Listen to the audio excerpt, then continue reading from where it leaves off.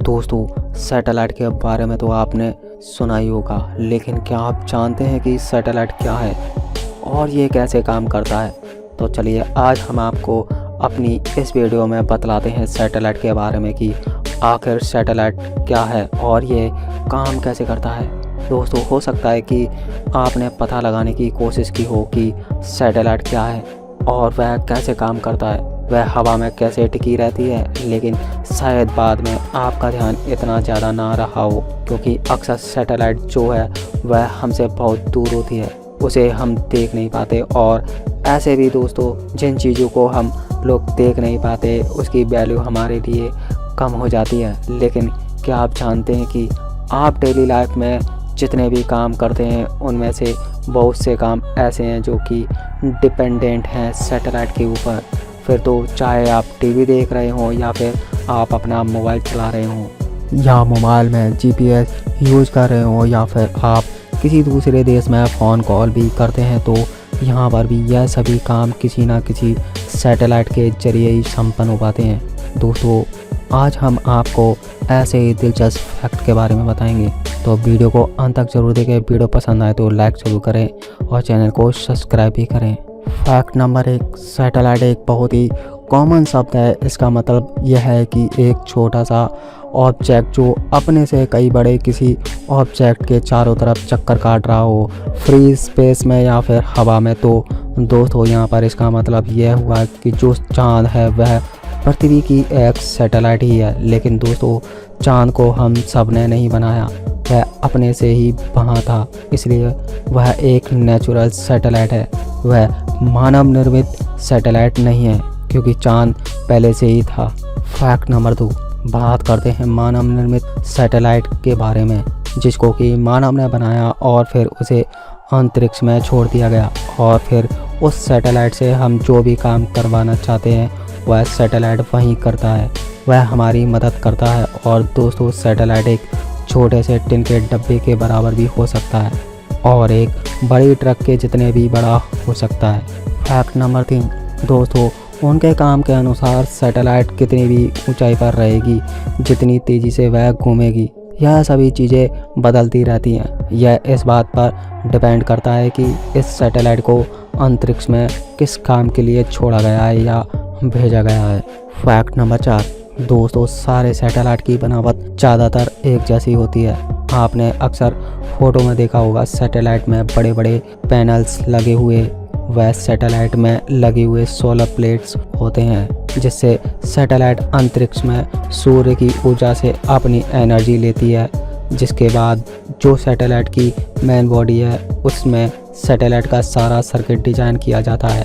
उसके अलावा सैटेलाइट में ट्रांसमीटर लगे हुए होते हैं और रिसीवर भी लगे हुए होते हैं, जिससे कि सैटेलाइट किसी भी सिग्नल को रिसीव करते हैं और भेजते हैं। फैक्ट नंबर 5, दोस्तों, सैटेलाइट में कुछ कंट्रोल मोटर भी लगी होती है, जिसकी मदद से हम सैटेलाइट को रिमोट से कंट्रोल कर सकते हैं।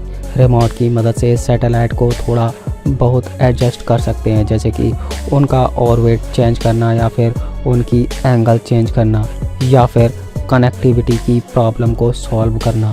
फैक्ट नंबर 6, दोस्तों, डिपेंड करता है कि वह किस मतलब से अंतरिक्ष में छोड़ा गया है।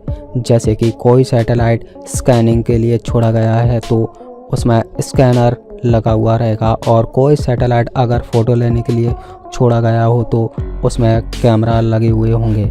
पर यह सब निर्भर करता है कि सैटेलाइट किस काम के लिए अंतरिक्ष में छोड़ा गया है। लेकिन सैटेलाइट से जो मुख्य काम लोग लेते हैं वह बातचीत अर्थात कम्युनिकेशन के लिए। फैक्ट नंबर 7, दोस्तों, आप सभी जानते हैं कि पृथ्वी पर एक जगह से दूसरे जगह पर आप बात करना चाहते हैं तो आप रेडियो वेव सहायता से पूरी धरती तो कवर नहीं कर सकते हैं, क्योंकि रेडियो वेव स्ट्रेट लाइन में ट्रेवल करेगी, या फिर आप यूज करते हैं ग्राउंड वेव तो वह धरती के साथ साथ जाएगी। लेकिन फिर भी सैटेलाइट की तुलना में इनकी कार्य क्षमता काफ़ी कम होती है। तो दोस्तों, कम्युनिकेशन में जब हम पृथ्वी के एक पॉइंट से सिग्नल सैटेलाइट को भेजते हैं तो सैटेलाइट उस सिग्नल को रिसीव करके पृथ्वी के दूसरे पॉइंट पर बड़ी आसानी से भेज देता है, जिससे कि हम लोग बड़ी आसानी से पृथ्वी पर एक जगह से दूसरी जगह बातचीत कम्युनिकेशन कर सकते हैं। फैक्ट नंबर 8 दोस्तों, इसके अलावा हम सैटेलाइट की मदद लेते हैं नेविगेशन के लिए या फिर इमेजिंग के लिए।